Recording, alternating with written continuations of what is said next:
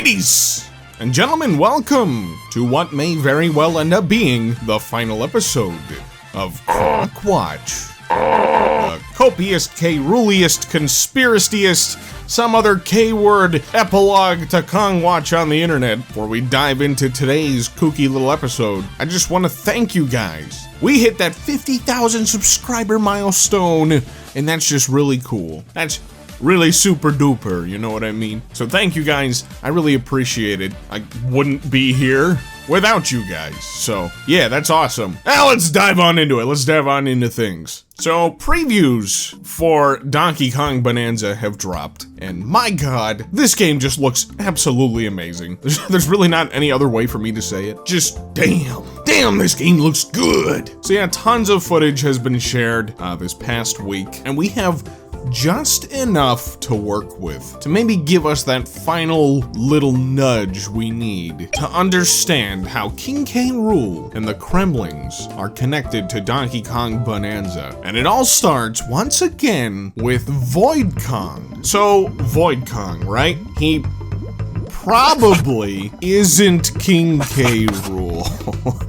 This theory, has been making the rounds online. I've seen the discussions, and frankly, I gotta agree with the general consensus, which is, this guy is not King K. Rool. In the past 2 Croc Watch episodes, this was a big focus of our speculation, and I mean, you can even watch those videos, and I do mention that I wasn't ever like 100% on board with the idea that Void would be K. Rool, but there was definitely some interesting links to be drawn between the two as far as like their designs go and certain characteristics. I will say that I won't entirely rule out the possibility, but yeah, a lot of information has sort of trickled out since those videos. Lots of other speculators getting involved, and it's looking a lot less likely that theory is going to hold up. But even still, I think there's some really good speculation to be extrapolated from those theories. There's a good bit about Void Kong that we've kind of theorized that can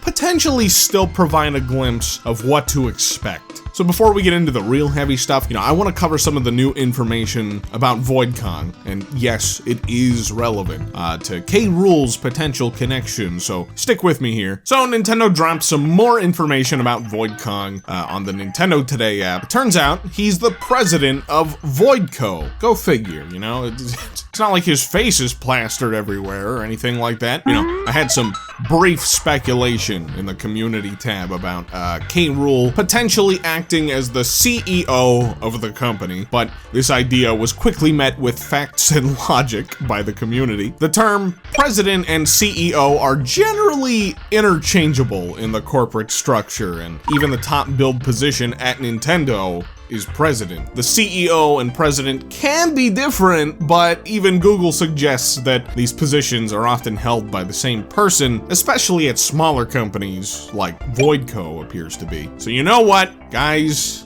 You win. At this point, I concede. I no longer believe King K. Rool is pulling the strings. He is not the mastermind behind all of Voidco's plans. Voidco are the main villains of Donkey Kong Bonanza. Bold statement, I know. It's not like Nintendo has been advertising this from the very beginning or anything. You got me. I'm waving my little white flag. I surrender. Oh, Uncle Al, you foolish fool. I hear you naysayers sneering. It's about time you got off the copium. It was turning your brain to mush. King K. Rool is not in this game, and he was never going to be. Glad you see it our way. Case closed. Bye-bye. See you later. Well, I never said that. And as a matter of fact, I believe we may have actually solved this K. Rool case with near pinpoint precision. Okay, well, if not that close, I do think we're now at least in the ballpark. Guys, I'm truly thinking this is probably going to be the final Croc Watch before the game releases, and then we get our real answers. I really believe this final video ties together the most compelling elements of the various theories and videos that I've released into one neat little package with a tight little bow to keep it all together. I'm gonna try to keep this as logically consistent as possible, and oh yeah, it's all coming together. Listen to me, VoidKong is still a trickster. He is still a fake falsehood. I do stand by that. There's just too many fake elements around him, you know, from his design and all of the fake accessories that he wears, down to his name, not even fitting the general Kong name scheme. You know, we went over all of this in the last video, but that stuff stands out in a big way. What I'm still left wondering about this little gremlin bastard is how will he be presented as a faker? You know, whether that's in a physical sense, because, you know, Donkey Kong has his Bonanza forms. You know, he's got these little lines along the sides of his eyes, and then so does VoidKong over here. You know, maybe he's not who he appears to be, you know, or whether this fake aspect is just going to present itself more in like a narrative sense, as though he's a stand-in for someone else. I don't know. We might be able to draw some potential conclusions about this in a bit. Regardless, you know, I believe I'm detached from the idea that Rool is just going to step in and steal the spotlight away entirely from this Voidco crew and reveal himself to be the head honcho, you know, the top dog. I don't think that's gonna happen anymore. But I think we have some compelling evidence to suggest that there's still a strong connection between Voidco and Rool. So hear me out. I know this is a lot of setup, but I just need to get you there. So from all the preview footage that's been making the rounds from journalists, there's a very specific instance that I want to draw our attention towards from VGC. At about 12 minutes in, they run into Cranky, and here he is, spouting the same dialogue that he had for us in the Lagoon layer of the game, which we believe takes place fairly early on, considering that's probably the layer that you get the Kong Bonanza form, which is likely the first transformation in the game. So yeah, well that's pretty peculiar. So what, you know, are we supposed to believe that Cranky's suffering from Alzheimer's and he's just gonna be repeating the same exact string of dialogue to us throughout the game on every layer that we find him? I doubt that. I really doubt that. More than likely, Nintendo chose to avoid sharing any more of Cranky's dialogue for this build of the game, to keep his quest somewhat vague. Well, okay. Very vague. They even removed his line about how, in my day, rivals had charisma even in overalls. I bring this up a lot, but Cranky's dialogue seems to refer to a single culprit that he's chasing down. Voidco is referred to as a group, and we now have some definitive proof that when a character is talking about Voidco, they have the icons, and again, refer to them as a group. I'm not even joking, like 10 feet away from Cranky, this giraffe fractone guy is just hanging out, and when DK talks to it, it tells you those bandits brought a monster with them, and you can clearly see that the Voidco crew icons are displayed. But riddle me this, chat. Why would Cranky be so stinking vague about this supposed culprit if he were talking about VoidKong or Voidco? He claims he knows exactly who the culprit is. Wouldn't you think that VoidKong's icon would be displayed if that's who Cranky was referring to? This guy over here does it no problem. He's like 10 feet away from Cranky. And then for Nintendo to also remove the line about rivals from this build of the game on top of that, well, that's insanely suspicious. So our good friend of the channel, Professor Chops from Famiboards, has also been doing some investigative work of their own and made a pretty interesting observation about our Fractone friend's dialogue over here. Let's take a closer look at this fella's dialogue. So he specifically says, those bandits brought a monster with them. It had huge feet, and they used it to haul off all our bananas. Did you notice that part?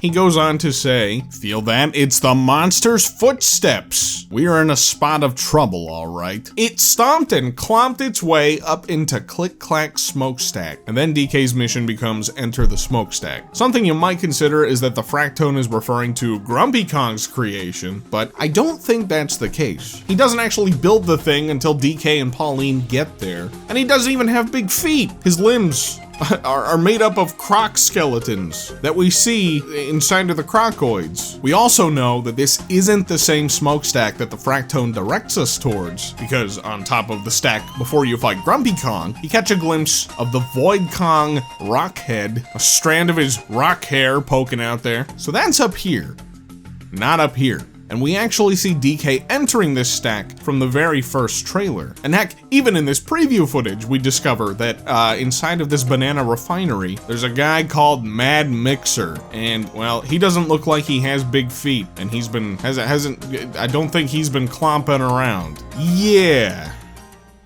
So King K. Rool? Well, King K. Rool is canonically a behemoth. Especially in DK64, he's huge. His Smash depiction isn't really lore accurate. Even Sakurai apologized for this fact. Not that K. Rool has a consistent size necessarily. He's scalable, basically like Bowser. What we know for sure is that K. Rool is big, but could he be described as a monster? Well, let's look at how Cappy from Mario Odyssey, a game developed by the same team, refers to Bowser. Oh, would you look at that? And as we all know, K. Rool has a bit of a thing for stealing bananas. Time and time again, that's been his thing. So we have an unrevealed banana bandit that Cranky knows the identity of, and an unrevealed monster working with Voidco to steal bananas. It's like poetry, it writes itself. So you might be asking, why, Al, why? Why would King K. Rool align himself with Voidco? K. Rool doesn't really seem like the cooperative type. And you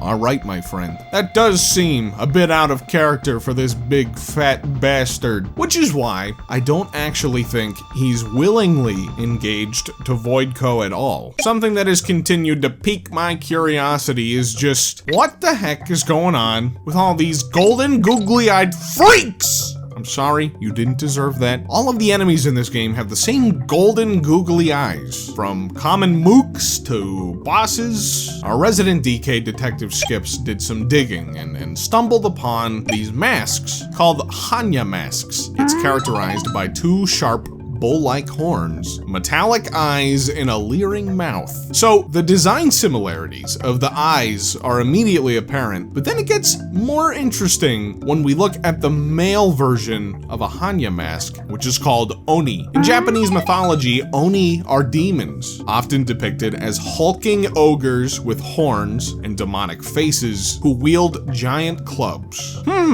Look at you over there, fella. And I guess this guy too. So here comes the zinger, okay? You ready for this? Take a look at this shot from the end of the Bonanza Nintendo Direct. Pauline is falling into the gaping mouth of what seems to be one of the elevators. An elevator that seems to be wearing a demonic mask with a bullish snout. The mask itself likely comes from Voidco, because when Donkey Kong enters the banana refinery, you have to fight the Mad Mixer, which has nearly identical eyes and markings, and is explicitly linked to Voidco. So the likelihood that this is a mind control mask, well, it seems very high. Here it is, the theory of all theories. Voidco is using some sort of mind control over King K. Rool to use himself and his Kremling army to gather the Banandium gems and hordes of bananas to reach the planet's core. Think about this. It answers so many unexplained questions and links so many compelling theory threads into one. A big question regarding this game has been about why these Kremling crocoid things are associated with Voidco. It just doesn't really seem to make much sense thematically. If Voidco had King K. Rool under their control, they could theoretically use him to command the Kremling crew, and chose to encase them in stone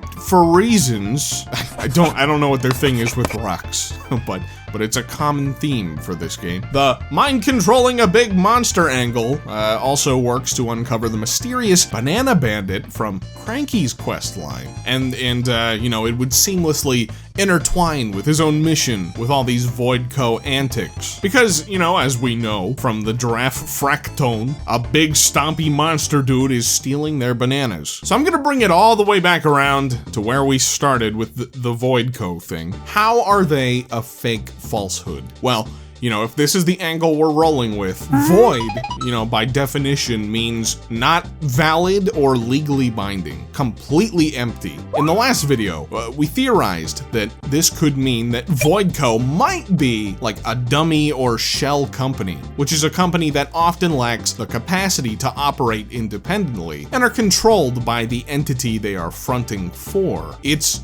very close. This would mean that Void is controlling King K. Rool, who in turn is commanding the Kremlin crew in this case. And this would mean they are a fake company built on a stack of Clox. Voidco is using K. Rool's army to reach their objective, the planet's core, and probably couldn't function independently without them. They are just 3 monkey guys, after all. As far as how this plays out in this game, I don't know. I got nothing. Maybe you'll fight, you know, this brainwashed King K. Rool at some point midway through the game, and it'll snap him out of his trance, and then he ends up taking over the operation to get his way down to the core for himself or something. Or maybe it just doesn't happen like that, you know? Maybe Voidco is in control until the very end. Something else that I've considered with this mind control angle is that, like, maybe VoidKong is going to sort of be like the Pauline to K. Rool's DK, you know, at least in terms of having a little dude riding around on his shoulder. Void does have the saddle on his, like, banana rock thing. Maybe that's all it is. Maybe it's just to give him a comfortable spot to sit. But, you know, with all the Bull King theory stuff, having Void saddle up on K. Rool is just, it's something I've considered. And then, you know, with some of the design similarities, with like the gold elements and the crazy eyes, I feel like they complement one another. Who knows? Hard to say. But I do think the Oni mask thing, you know, representing them as like ogres with clubs is interesting. It wouldn't shock me at all at this point if that's how we see King K. Rool represented in this game. I mean, like, even the statue that Grumpy Kong builds looks like a goofy caricature of King K. Rool, doesn't it? I mean, it's even got the liquid gold crown on his head. This big hulking thing. He's got a big club. Maybe this thing was a much more deliberate tease at how King K. Rool is going to be represented in this game than we realized. I don't know. So to break it down, we got demon masks, demon bull chests with northern Cremisphere maps in them, demon bull King K. Rool. Journey to the West, man. The theory still prevails. Kudos to Don't Mind Joe for this one. Go give him a like and subscribe and tell him I sent you. He's working on his own follow-up for the Journey to the West stuff right now. And, well, that'll be out when it's ready, so keep an eye out for it. If you guys are familiar with my pals over at the Kong Compendium, then you might also be familiar with Boulder Theory. I won't go over everything about it here. You know, I'll link their video in the description if you want to check it out, and I do recommend it. But the basis is that in this opening shot of the Voidco fellas, you can hear a mysterious laugh in the background that doesn't seem to be coming from anyone in particular. Sxips, the DK detective, managed to sniff that one out. So, I know it seems crazy, but, well, crazy is what we do around here. This boulder throws off the composition of the whole lineup and seems to kind of just be waving around independently. It doesn't have googly eyes like these other rock enemies surrounding them. It's just a sentient boulder for all we know right now. And so the Kong Compendium theorized that this boulder could be replaced by King K. Rool in the final build and might explain where that mysterious laughter is coming from. And if K. Rool is under mind control, that might explain a lot about this whole lineup with the Crocoids. The marketing has gone out of its way to throw us all sorts of curveballs, you know. For the first 2 months, we were supposed to believe that Oddrock would be DK's main companion for this adventure. They fucked up, so we knew it was Pauline, but it was supposed to be a shocker. In the original Nintendo Treehouse footage, Rambi was removed from the demo for, I don't know, some reason, but they kept him a secret. And we also know that the recent build of the game that journalists got a hold of was not the final build of the game, and had guardrails in place that removed story context. So yeah, Boulder Theory. Call us crazy if you will, but But funny enough, it might not be too far off the mark. I mentioned these fellas, Don't Mind Joe, Sxips, the Con Compendium, and I gotta throw another shout out to Professor Chops, because it's just super cool how we've all gotten the chance to, you know, throw our hats into the ring and spend the last few weeks chatting it up together and theorizing about this game. Give each of them some love, you know, whether we're right or wrong about any of this insane theory stuff. We've kind of led the charge on this hype cycle and the general discussion around this game. All the major theories that have been catching a buzz online have come from our camp, and I just think that's super cool to be a part of. So these guys, you know, they deserve all the credit and praise in the world. You guys rock. As always, I'll be shocked if we make any further astonishing revelations in the realm of theory before this game launches. But that's also probably the third or fourth time I've said that in this series now, so, I mean, anything is possible. But considering we're just under 2 weeks away from the big day, I think it's time for me to hang up my tinfoil hat and just wait and see what happens. We're almost there. Ladies and gentlemen, thank you for joining me on this croc-fueled journey. Whatever happens, happens. I am insanely, ridiculously excited for Donkey Kong Bonanza. You know, this is by far the most fun that I've had in the lead up to a game, maybe in my entire life. And it's all because of you guys. And my DK crew. The congregation. Sure, why not? Whether or not Rool is in this game, it's not make or break by any stretch. This series was just for fun. You know, Bonanza looks amazing, regardless of whether or not it's full of crock. I've waited 11 years for this, so let's kick back and enjoy it. Thanks for watching, thanks for listening. I'll catch you guys in the next one.